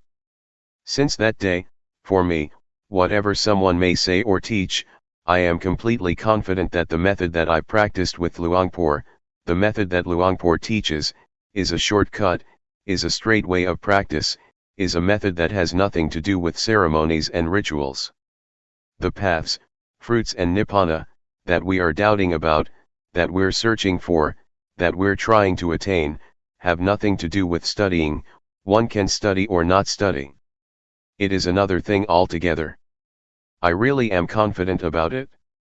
Counting from the day that I started to practice by myself, about 1 month and 20 days had passed, from the outer bark to the heartwood. On the last day, I sat doing the rhythmic meditation. I mostly sat, I walked less. It was as if I came to an end, as if I was finished. But awareness was still good, I still felt everything clearly. I was thinking by myself, am I crazy or not? No, I'm not. The eyes still see, the ears still hear, and I still know coming and going. I'm not crazy. Why is it like this? At that time, I didn't know yet. But when I knew, I realized, this is not wrong, this is really what the Buddha teaches. I went to talk with Luangpor and informed him that it was like this. He said, birth has ended, being has ended, the practice has finished.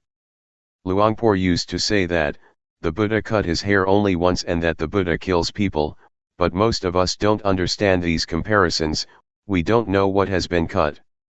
But when I experienced it, I knew that things are like this.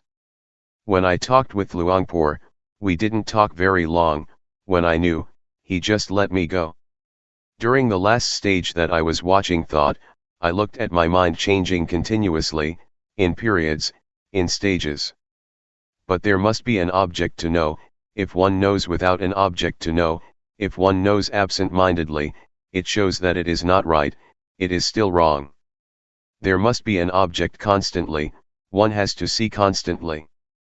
I completely understood about the training in virtue, the higher training in virtue, the higher training of the mind and the higher training in wisdom. I knew all of it. But I cannot speak in the same way that Luangpor did. The way he used to talk was that things have to be like this and like that, but what I saw was more like an immediate liberation. Luangpor has another style. It goes in stages. My way is different. Altogether there were 5 shifts in the mind, it happened very quickly. With the last one, I knew the state of arising passing that Luangpor used to talk about. They say, the eye sees a form, it arises and passes. One hears, it arises and passes. Something comes in contact with the body, it arises and passes. This is what's in the scriptures, anyone can say it, but this has nothing to do with the state of arising passing. It is something different. I can really guarantee this method. At this time, with Luangpor having passed away, I can insist that the principles of the method that Luangpor teaches are right. If one really practices, one will get results, regardless of who it is. One can be ordained or not be ordained, it is not connected with having accumulated virtuous qualities in the past. It doesn't depend on anything. This is something different altogether. That's the way it is. Practicing intensively in order to be aware, these are just words. One keeps to oneself, one doesn't talk with anyone, one is alone in one's hut, practicing awareness will become more continuous. This is external practice that people can see, but if the internal awareness is continuous, then, even though one doesn't stay alone, it is also intensive practice. But it is difficult, it is not easy to be constantly aware all the time. But if one can do it, it is intensive practice. Some people can do it without difficulty, wherever one may be. Among 100 people, there may be 1 or 10 who can do it like that.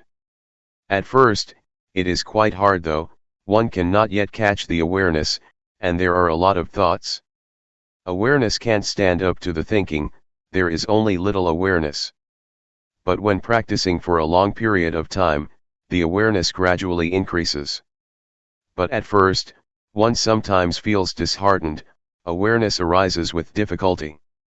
When I first practiced with Luangpor, I sometimes did some walking outside the hut, but, later, when I practiced intensively by myself, I mostly was inside the hut and didn't go outside. I used the posture of sitting more than the posture of walking. One day, as I was sitting, practicing awareness, making movements in the sitting position, for one moment it was just as if things happened very fast. It was as though it happened in a flash, like a flash of lightning. To use Luangpor's expression, it was like a blink of the eye or a snap of the fingers. At that time, it was as if there was something heavy and I threw it off. I felt light. I knew I was light because I had never experienced this before. I felt that something was different. But there was awareness. It didn't go anywhere. I knew that there was lightness. Awareness was stable all the way through, even while being asleep, I knew. When awareness is perfected, dreams during sleep will become less or they might stop altogether. Ordinarily we think a lot, but when we develop awareness, thought becomes less and less. In the scriptures, it is said that noble ones, or those with awareness and wisdom, don't dream. This is talking according to the books. In the daytime we think and at night we dream. One knows one is dreaming, it is similar to thinking. One knows, sees, and understands it, and so one knows at the time that one is dreaming. Developing awareness through making movements with the hands, if we find that it is not convenient to do so, we can be aware of other movements such as blinking the eyes, breathing, or whatever. Awareness can be practiced in many ways, it is universal, it can be applied to our duties and our work. But what is important is to know at that moment, knowing within oneself. We make a movement or we take hold of something. Know what you are doing. There must be one point or other to know. Without having a focus somewhere, we can't catch awareness. The knowing is the most important. If we are aware of some part of the body, we will automatically know other parts that are moving because they are connected. If there is awareness within, one knows while working. It is like turning on the light, suddenly there is brightness. It works at the same time. It connects. Just like a tightrope. When it is cut, everything jerks. We should train our minds to be with awareness and watch our thoughts. Never mind if the mind thinks. It is not that we try to stop thinking. Go ahead and let it think. But look at it. We are just the observer. Observe it continuously and let it go. Trying to train like this, one will make gradual progress, until one reaches that point. All things arise from a cause, things pass because the cause is no longer there, that is what monks teach. But we don't know what the cause is. The monks teach cause condition, object condition, etc. There is a point where causes are finished and conditions are finished. We don't know where they went. No one followed to see what happened. Whether one knows or not, one doesn't see it.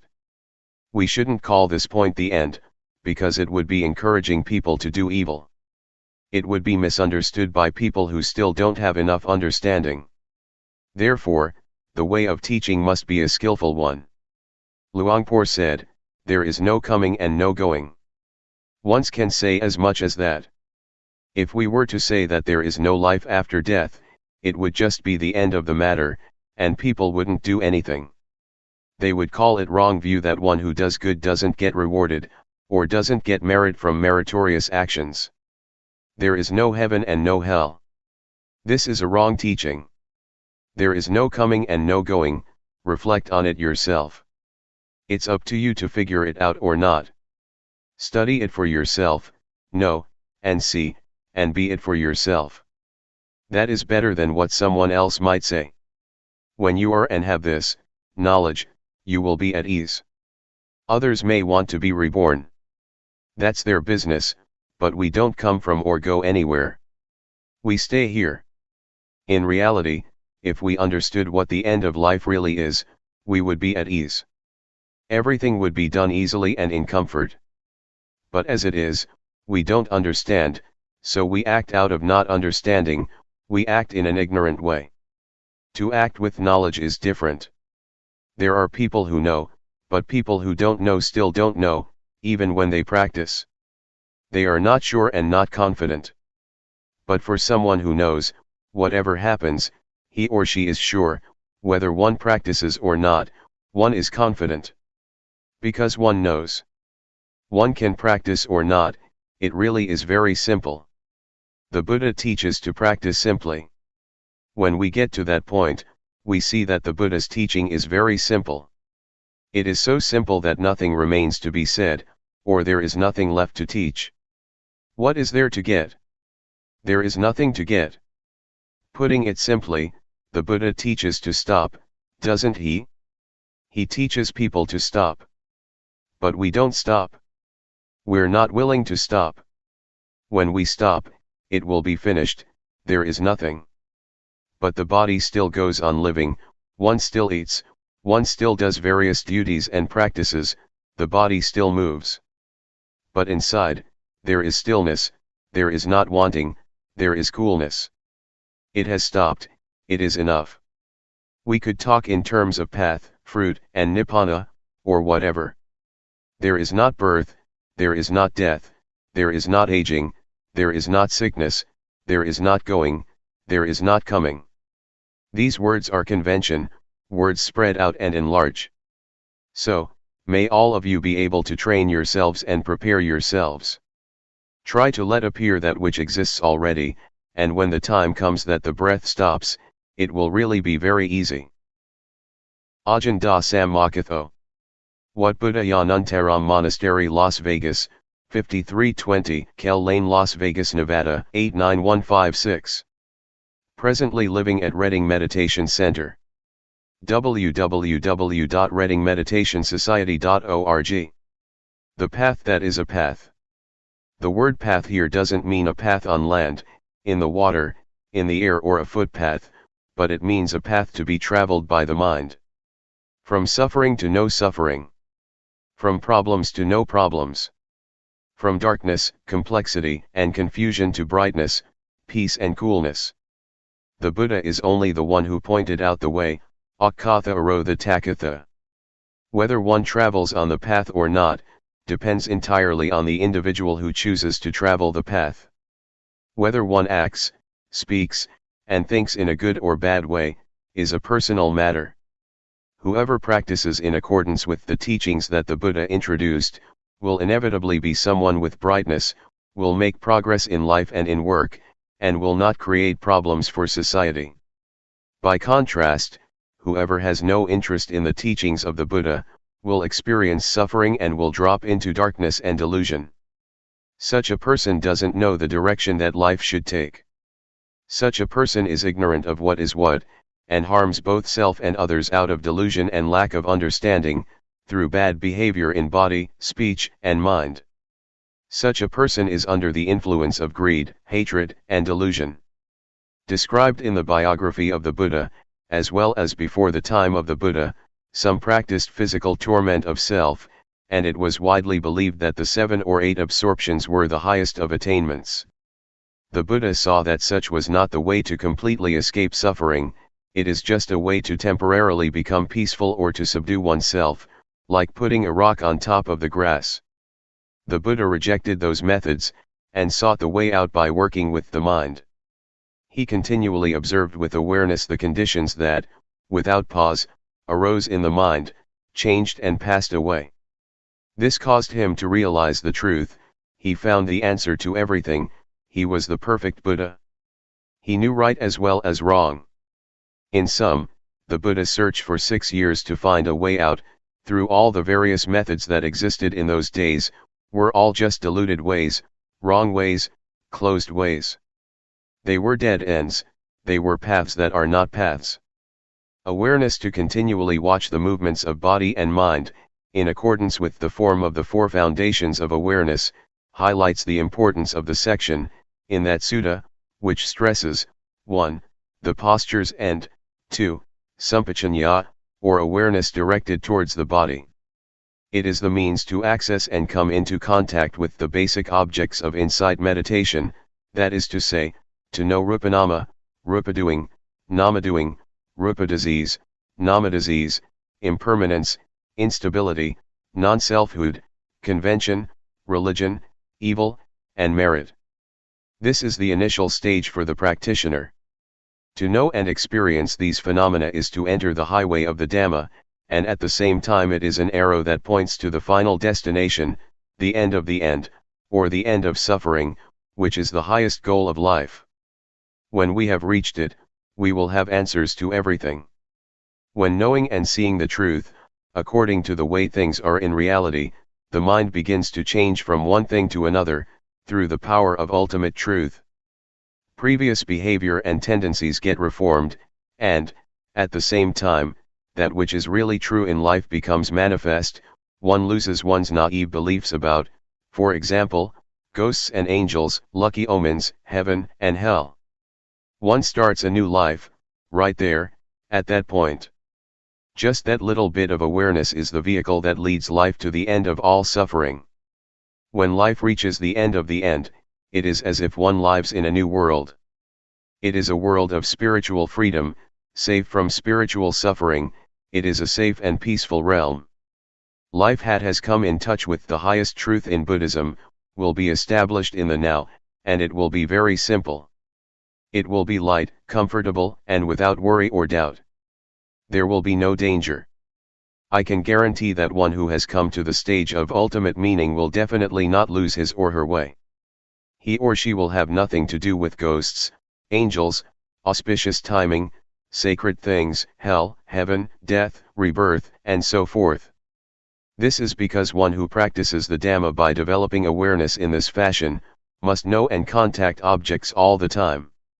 That person must review the stages of practice, and investigate what one knows, what one is watching, where and how. All of this one knows instantly. It is said that the truth will not leave someone who is real, and, in the same way, someone who is real will not discard the truth. The secret of changing the states of mind. Take this little feeling, this awareness, as the starting point.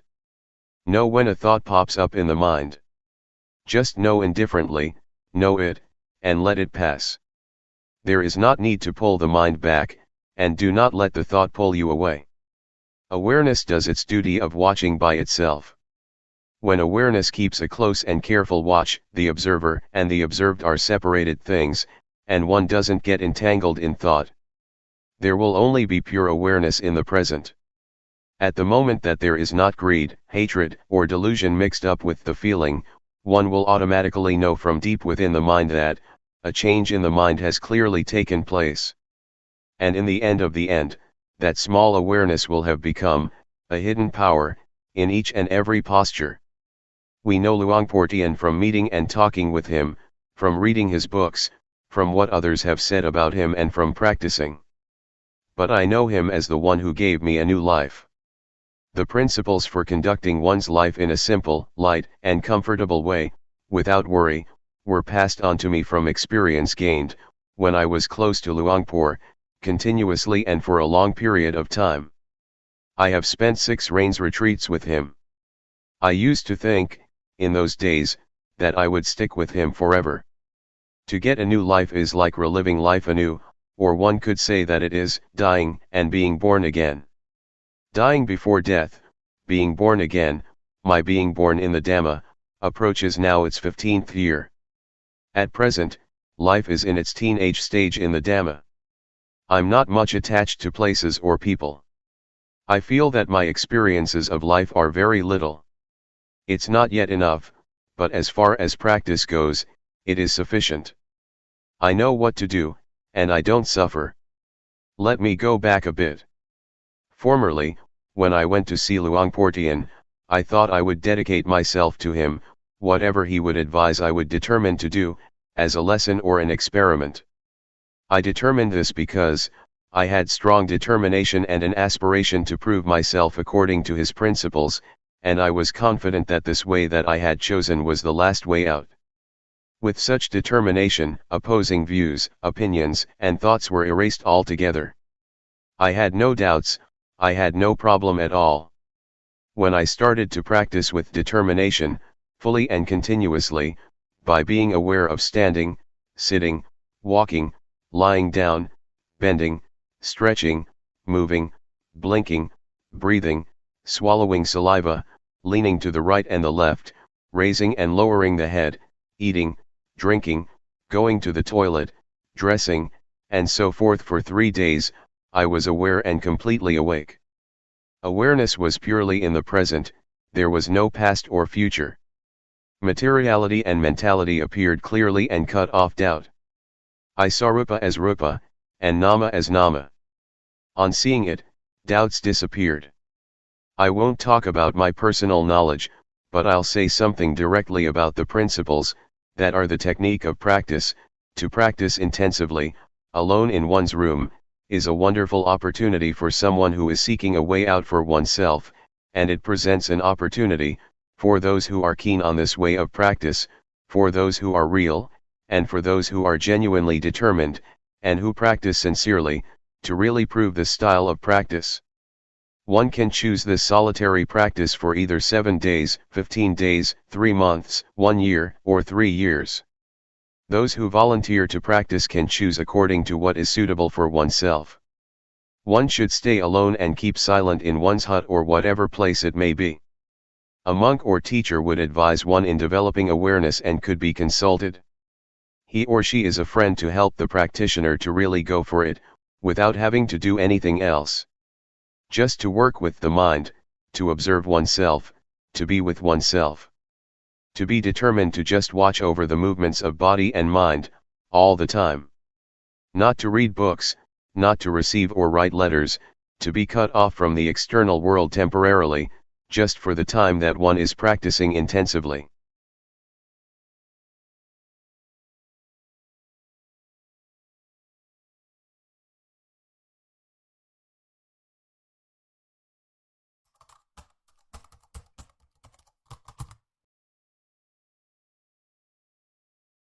May all beings be at ease. Whatever living beings there may be, whether they are weak or strong, omitting none, the great or the mighty, medium, short or small, the seen and the unseen, those living near and far away, those born and to be born. May all beings be at ease.